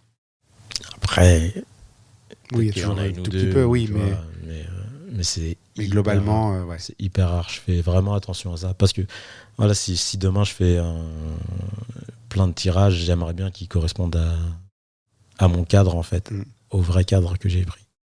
Intéressant ça. J'avais pas envisagé ça comme ça, mais effectivement c'est. Donc c'est plus une tolérance qu'un. C'est fort parce que sortir ça sans recadrer, c'est franchement. Bravo. Il y a beaucoup de paramètres en fait à rentrer en ligne pour une image. Ouais. Quand on se fixe des petites barrières comme ça qui sont très personnelles. Pour autant, comme je disais, moi, je sais qu'il y a des énormes photographes tels que Cartier-Bresson qui pensent, peut-être pas Cartier-Bresson, je sais plus c'est lequel. Il y en a une photo qui est très connue. Tu sais, à Saint-Lazare, le monsieur qui saute avec le parapluie. Alors, c'est pas ça. Il y en a une au Trocadéro avec un mec qui saute avec un parapluie. Ouais, c'est peut-être Trocadéro. Et c'est. Ah, je sais même pas si c'est celle-là en fait. Je crois pas que ce soit celle-là. J'ai mélangé deux photos. Mélangé deux photos. Ouais, j'ai mélangé deux photos, mais je te l'enverrai. Et elle est super recadrée. D'accord. Donc j'ai pas de problème avec ça. Hein. C'est juste que... Oui, non, mais de toute façon, les plus grands recadraient beaucoup de photos aussi. Quand tu regardes justement les planches contact, souvent ils encadrent ce qu'ils veulent garder de l'image comme instruction au tireur. Effectivement, il n'y a pas de bonne ou de mauvaise manière de faire de toute façon. Hein. C'est juste que moi je suis impressionné parce qu'arriver à faire un truc aussi propre dans la caméra sans repasser derrière après, chapeau. Tu vois, même si tu dis c'est une tolérance, faut quand même le faire, quoi. Y a un truc par contre technique que je pense tu fais sans y penser, qui est devenu vraiment instinctif, c'est le contraste. Ouais. Ça, je pense que vraiment c'est quelque chose auquel tu dois plus avoir beaucoup besoin de réfléchir parce que alors, dans un œil pas entraîné va pas forcément y faire attention, mais bon, effectivement, sur la photo noir et blanc, c'est une photo de contraste et on peut pas faire autrement. Mais tu sors des trucs. Alors, j'ai pris deux exemples assez opposés. La première, c'est un monsieur en costume qui est noir sur un fond sombre et qui a le visage tourné juste assez pour que la lumière fasse son profil, en fait. Et du coup, il ressort bien sur le fond. Et la photo est hyper lisible et ça fonctionne parfaitement. Et de n'importe quelle autre manière, elle n'aurait pas marché du tout, cette photo. Et ça, c'est vraiment du beau boulot. La deuxième, c'est un monsieur de dos, un peu costaud, un peu chauve, qui tient son téléphone à l'oreille. Et on se dit, elle est facile, celle-là, c'est un peu la basique de la street photographie, quelqu'un de dos qui téléphone. Sauf qu'en fait, le placement du monsieur sur un immeuble clair, alors que lui est en costume sombre, fait toute la photo. Et tu as vraiment un œil pour le contraste. Et ça, j'aimerais bien que tu nous en parles, parce qu'en plus, il faut comprendre aussi que comme tu shootes en argentique, en noir et blanc, mais que dans ton viseur, tu vas en couleur, évidemment, parce que c'est pas comme les appareils modernes où tu décides de shooter en noir et blanc et tu mets l'image en noir et blanc et c'est réglé. Toi, tu dois l'avoir dans ta tête, ce contraste-là. Tu dois le voir dans ta tête parce que tu n'as aucun autre moyen de le visualiser. Ouais, en fait, ces deux photos, je suis content que tu en parles parce que c'est deux photos que j'aime beaucoup.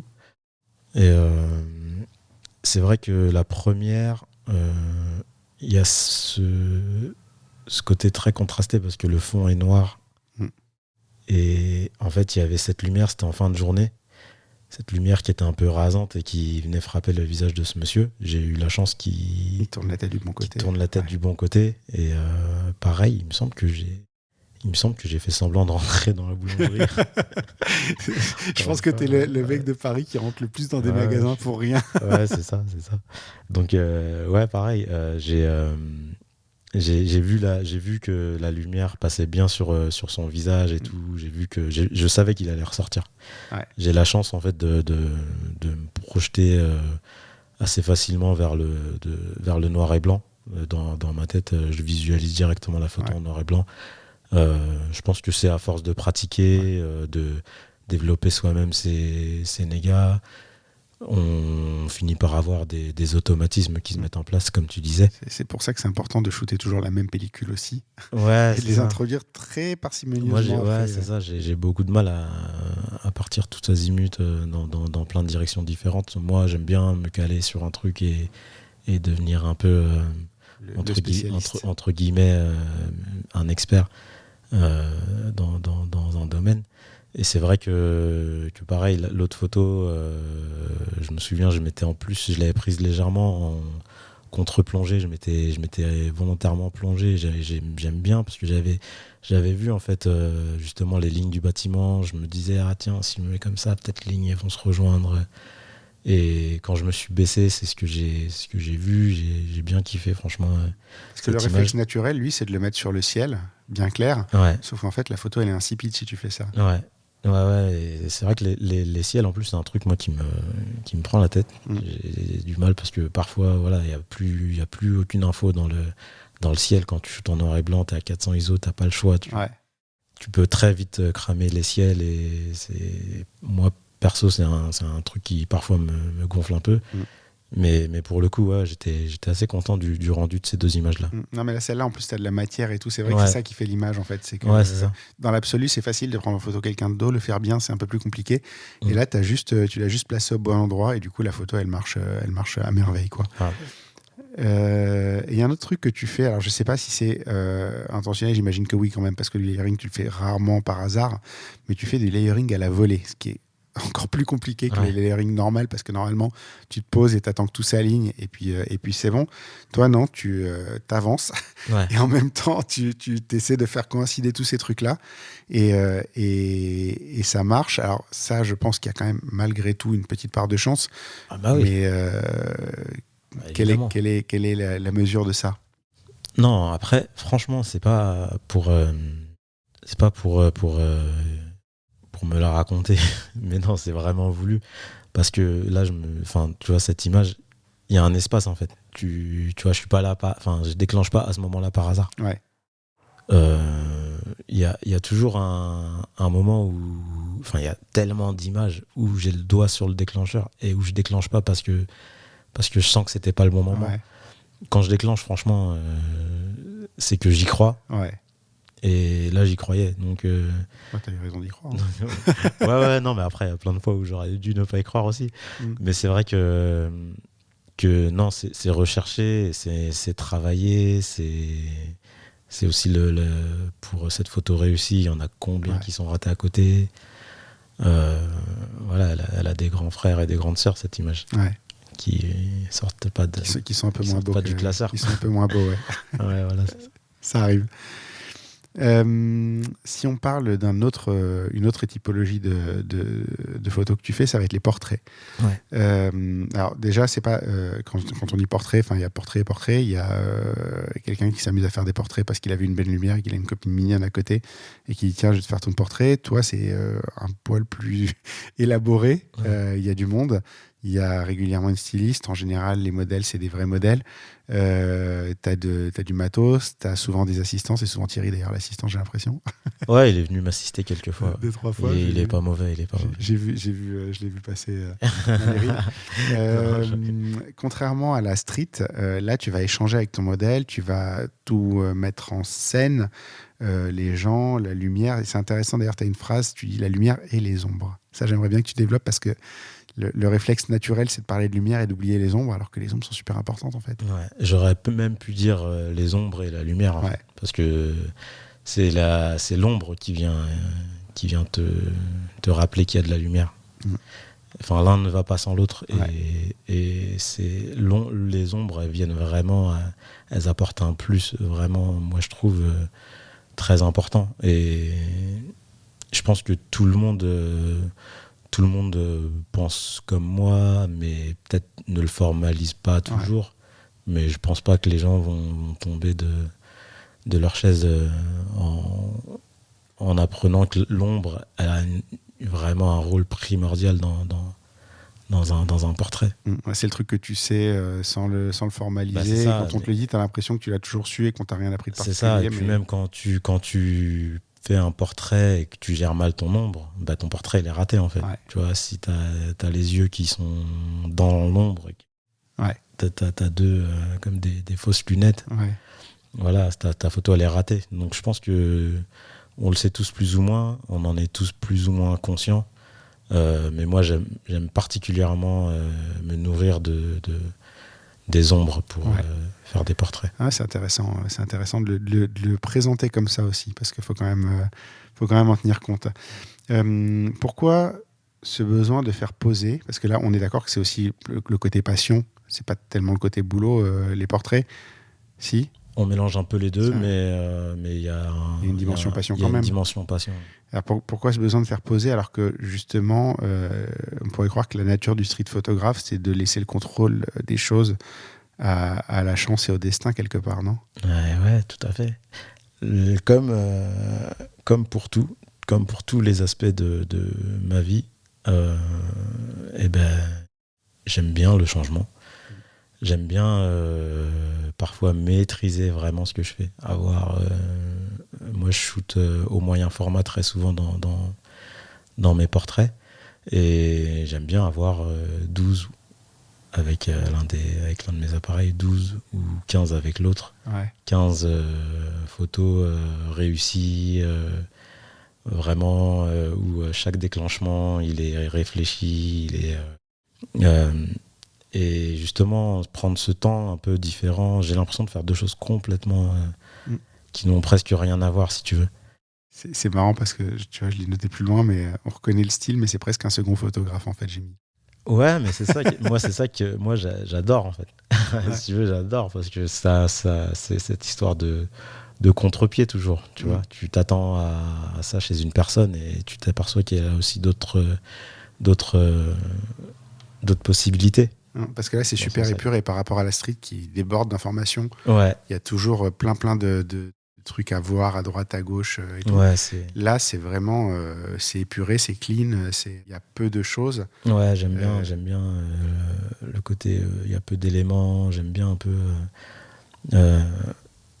vraiment mettre la beauté de la personne en valeur et un peu, si tu veux, moi pour tout ça, même si ça n'a absolument rien à voir, je m'inspire beaucoup du travail de Malik Sidibé. Ouais. Ou de Keita. Ouais, c'est de Keita. Ouais, c'est ça. C'est de Keita aussi, par exemple, ou d'autres photographes contemporains qui sont vraiment très intéressants et que je trouve. Et vraiment, ce style un peu épuré, où c'est simpliste, c'est vraiment ça ça me parle beaucoup. Ouais, ça me parle beaucoup. Et travailler aussi les scènes. Donc, je travaille beaucoup. Avec l'aide de Lisa, ou parfois tout seul, ou parfois, comme on a vu avec Thierry. Après, parfois, je fais des petites vidéos qui viennent accompagner un petit montage sympa pour montrer un peu comment s'est déroulé les backstage un peu. Et tout ça, en fait, ça se passe souvent dans des moments où j'ai besoin d'être un peu posé, où j'ai besoin d'échanger avec les gens autour de notre passion commune qui est la photo. Et non, franchement, je prends beaucoup de plaisir à le faire. Et après, ça demande du travail. Effectivement, ça demande du travail. Faire le portrait de quelqu'un, ça demande toujours du travail. Ouais, c'est ça. C'est même en retouche et tout. Ouais. Du coup, c'est quoi tes échanges avec les modèles? Parce que du coup, t'as pas tellement l'habitude de parler avec les gens qui sont sur tes photos. Non. Qu'est-ce que tu leur dis? Comment tu diriges? En fait, en général, vraiment, moi, j'aime bien shooter des gens qui dégagent quelque chose déjà. En fait, c'est pas tant une beauté esthétique qui m'intéresse, c'est vraiment dans le regard. Donc les gens, ils arrivent quand même avec quelque chose. Ils arrivent avec quelque chose. On n'est pas dans le portrait corporate où tu dois ramer pour faire non, parce que ça, je le fais par ailleurs et je prends pas forcément de plaisir. Personne prend du plaisir dans le portrait corporate. donc non, c'est des gens qui arrivent quand même avec pas mal d'arguments sur la table. Il y a quelques modèles qui sont professionnels, qui font des carrières vraiment sympas et je suis super content d'avoir eu aussi l'occasion de les shooter. Donc tu trouves des collaborations en fait plus que des gens à shooter. Exactement, c'est ça. C'est plus des collaborations, des gens qui ont envie de créer ensemble, qui se retrouvent.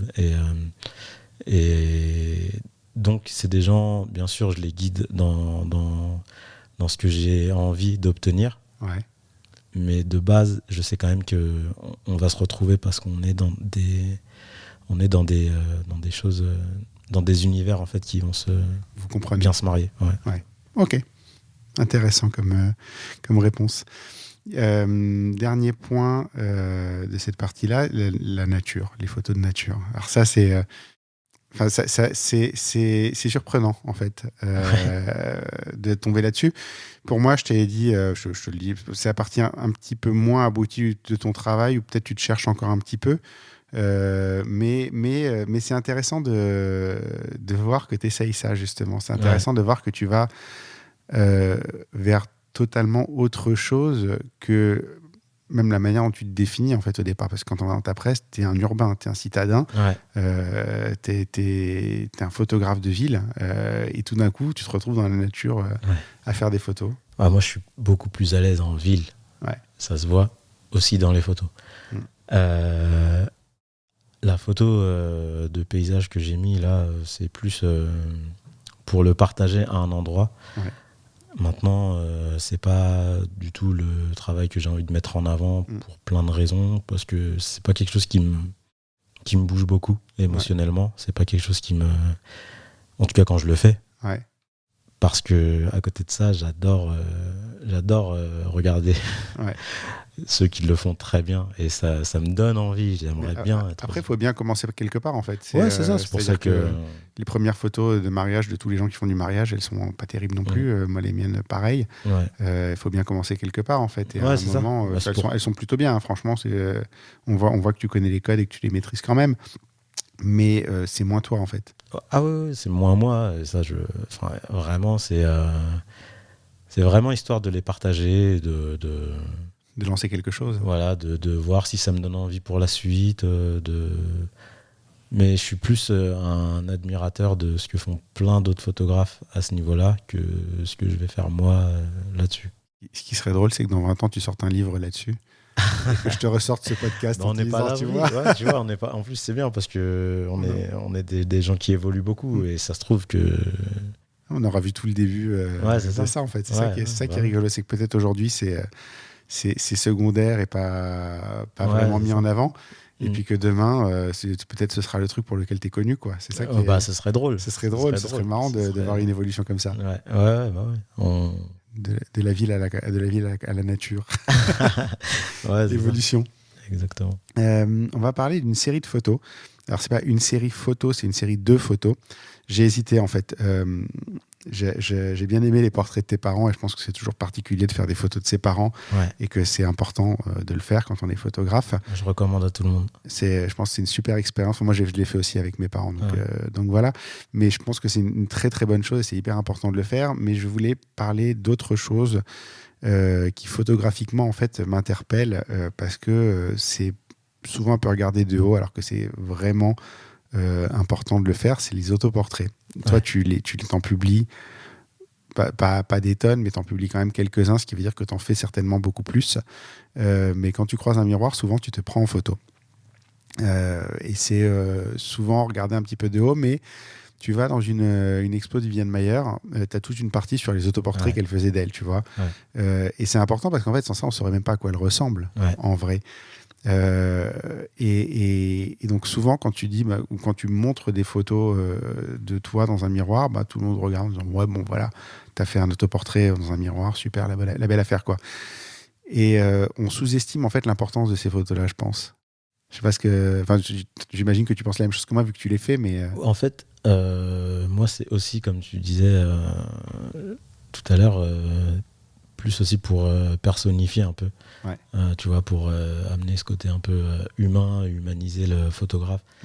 Je trouve ça cool de montrer un peu ma tête, que les gens sachent à quoi je ressemble, pardon. Moi, ça me fait plaisir aussi d'avoir des petits autoportraits sympas, à voir ce que j'en ferai plus tard. Parfois, c'est pour finir la pellicule. Encore une fois, dans 40 ans, quand tu auras la barbe grise, peut-être que tu regarderas ça en rigolant, quoi. Ouais, c'est ça. Et c'est ça, moi j'imagine toujours mes enfants ouvrir mes classeurs en fait, plus tard. Et de dire, ah tiens, on va tirer des photos de papa. Enfin, c'est ça mon vrai rêve. Moi, c'est pas. C'est comme ça, c'est ce que tu laisses en fait derrière toi. Ouais, c'est ça. C'est une sorte d'héritage, vu qu'ils vont certainement pas hériter de millions d'euros. Je sais pas. Il y a encore le temps. Il y a encore le temps. Ils vont hériter de classeurs de négatifs. Mais en tout cas, moi, ça me fait kiffer de les prendre, de les découvrir aussi au développement, parce qu'en vrai, j'y pense pas. Et de les partager parce que ça humanise, ça crée un peu d'interaction aussi. Ça te rend sympathique aussi, ça te rend réel, tangible. Ouais, ça me rend réel, c'est ça qui est important. C'est important. Non, mais moi je trouve ça hyper important. Et pour une fois que je vois quelqu'un qui le fait, je trouvais que c'était important d'en parler. Et je crois que j'ai déjà abordé en plus le sujet des portraits de parents. Donc c'est vrai que j'ai déjà une petite idée, je pense que les auditeurs aussi, de ça. Mais ça, c'était vraiment... c'est trop négligé, je trouve. Tu vois, je raconte de temps en temps cette histoire, mais moi, quand je photographie un mariage, par exemple, je me prends en photo dans les miroirs, volontairement, intentionnellement, pour être dans l'album. Et je me mets dans l'album, et si j'imprime un album, je vais me mettre dedans à un moment ou à un autre. Et je leur dis, si quand vous voyez cette photo dans 10 ans, vous dites Julien plutôt que le photographe, c'est que j'ai bien fait mon travail. Ouais. Parce que tu es dans la journée, tu es dans le, tu es dans ce que tu fais, dans ta journée, le mot anglais, dans ton voyage, dans ton cheminement, dans ton message. Finalement, c'est bien que tu sois aussi, puisque c'est toi en fait. Et puis c'est un marqueur temps, c'est un marqueur. Enfin, tu vois, il y a plein de choses. Même qu'est-ce que je portais à ce moment-là. Ouais. En fait, ces photos-là, on les retrouve sur mes négatifs, sur mes planches comptables, sur mes planches contact. Et on les retrouve sur les planches contact. Et moi, en fait, c'est des marqueurs parce que souvent, je fais une pellicule par session minimum. D'accord. Donc, quand je termine avec un petit autoportrait, c'est cool. Moi, ça me permet de resituer encore plus. Oui, ça te permet aussi de marquer effectivement la période. Des fois, tu peux oublier, puis tu revois, et puis tu arrives à évaluer ton âge. Exactement. Et à quelle période, et à quel moment tu avais telle casquette. Et à quel, Non, mais c'est important. En tout cas, je pense que c'est sous-estimé et qu'on devrait le faire un petit peu plus souvent. Et d'ailleurs, il faut que je mette à jour ma galerie d'autoportraits, parce que moi, j'en ai une, je me prends que dans les miroirs d'ascenseur. J'appelle ça elevator pitch. Justement, tu vois, la boucle est bouclée. On arrive à la conclusion de l'épisode. C'est quoi le pire moment de ta carrière ? Le pire moment de ma carrière, non, j'en ai pas. Franchement, j'en ai pas. J'ai des moments, j'ai eu des moments pas cool. Mais j'ai toujours, un peu comme tu disais tout à l'heure, essayé d'analyser pourquoi telle ou telle chose se sont mal passées et d'être honnête avec moi-même quand je me suis pas impliqué, quand on se donne pas au max, on le ressent en fait. Ouais. Quand on n'est pas impliqué dans sa sortie photo, on le ressent. Quand on n'est pas impliqué avec un client ou qu'on fait le truc et qu'on n'avait pas envie de le faire, et quand on fait le truc à reculons, surtout sur ces métiers-là, je pense, on le ressent et on le paie cash. Ouais. Donc, c'est vraiment un apprentissage comme on disait, hein, encore une fois. Faut vraiment faire attention sur les choses dans lesquelles on s'engage. Ouais. Parce que parfois j'ai pu le regretter, mais bon, après c'est des leçons. C'est des leçons et on essaye de ne pas faire 2 fois les mêmes erreurs. Et c'est intéressant que ton mauvais moment, en fait, c'est des mauvais choix que toi tu as fait, que tu assumes derrière. De toute façon, ça c'est sûr et certain, c'est que mes choix à moi. Hein. Ouais. Moi, je peux pas. Moi, j'ai pas envie de subir, en fait. J'ai pas envie de. Non, mais c'est bien d'être capable de regarder ça en face aussi et de se dire, à un moment, j'ai fait un mauvais choix et ça a amené à ça. Quoi. Bien sûr, si je me suis laissé marcher dessus, c'est mon problème. Les gens s'ils peuvent, ils t'écrasent en général. Ouais. Donc, si c'est arrivé, c'est que j'ai laissé le truc arriver, en fait. Bonne réponse. C'est quoi le meilleur moment de ta carrière ? Le meilleur moment de ma carrière, donc là, on va parler purement professionnellement, c'est quand j'ai eu l'occasion de travailler à plusieurs reprises d'ailleurs avec des artistes. J'ai suivi Thomas Njijol en tournée sur des émissions aussi avec Canal, avec du coup toute sa famille. C'était vraiment des super moments parce que c'est quelqu'un de proche et il y a d'autres, il y a plein d'autres. Je pense à mon pote Yacine aussi, Bellatar, avec qui j'ai beaucoup travaillé, qui est vraiment, c'est des moments privilégiés en fait, où on travaille, on est en famille, avec pareil mon pote John, Ben Simon, avec qui on a travaillé. Enfin, c'est vraiment toujours des bons moments. Ouais. Vraiment, j'ai la chance de travailler avec des gens formidables parfois. Ouais. Et des fois, c'est vraiment chouette. Et franchement, c'est hyper touchant même dans le travail au quotidien, très pro. Je travaille avec un ami à moi. Et même si on rigole pas toutes les 5 secondes sur le travail, juste de travailler avec, ça m'apporte beaucoup de joie, en fait. Ouais. De rester dans le giron des gens qu'on aime, c'est vraiment cool. Ah, c'est ce qu'il faut viser. Et par ailleurs, encore une fois, j'ai des rencontres superbes à travers la photo. On parlait de Thierry, c'est une belle rencontre. Il y en a plein d'autres, quoi. Non, mais la photo, je trouve que c'est vraiment une bonne manière de rencontrer les gens. Ouais. C'est un outil pour ça extraordinaire et bien utilisé, justement. Comme tous les outils, tu peux faire des trucs, mais fabuleux, quoi. C'est la dernière question, déjà. Qui est-ce que tu me recommanderais pour un prochain épisode ? Alors, je vais te citer... je pourrais en citer plein, déjà. Donc, franchement, ceux dont je tais le nom, ne m'en voulez pas. Vous savez combien je vous estime en termes de photos. Mais je vais t'en citer 2 parce que c'est des gens qui m'impressionnent. Je vais te citer Djeboche Nalkakan. Je ne sais pas si tu as eu l'occasion de voir son travail. Tu te pencheras dessus. C'est un photographe documentariste, je ne sais pas comment on dit. Documentaire. Et pareil, en plus, il fait du noir et blanc. Donc c'est vraiment... C'est ta cam, quoi. Ouais, franchement, c'est pas du tout ce que je fais.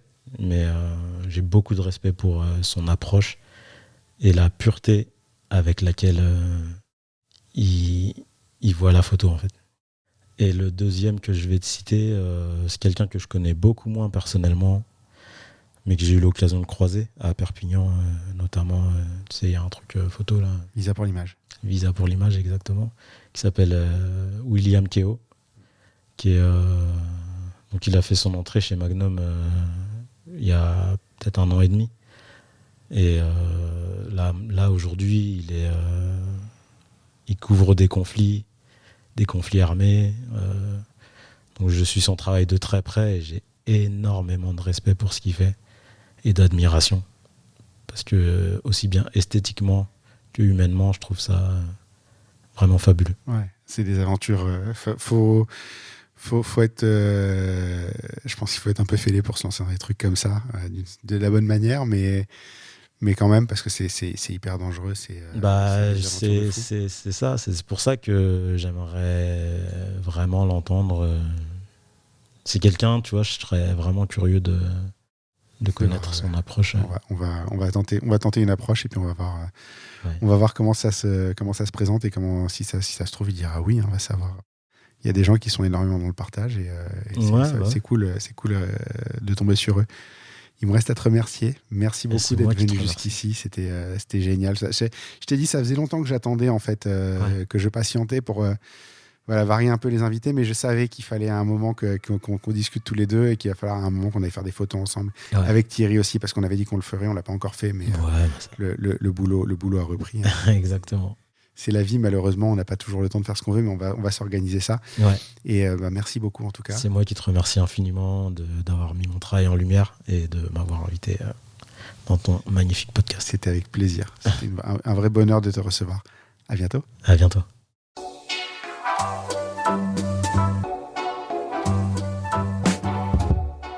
Merci d'avoir écouté cet épisode. N'oubliez pas de nous laisser une note et un commentaire sur Apple Podcast et Spotify pour nous aider à monter dans les classements. Vous pouvez également aller sur le blog dans l'œil du photographe à l'adresse www.dlodp.fr. C'est tout pour aujourd'hui. On se retrouve au prochain épisode dans l'œil d'un nouveau photographe. Dans l'œil du photographe, merci, c'est fini.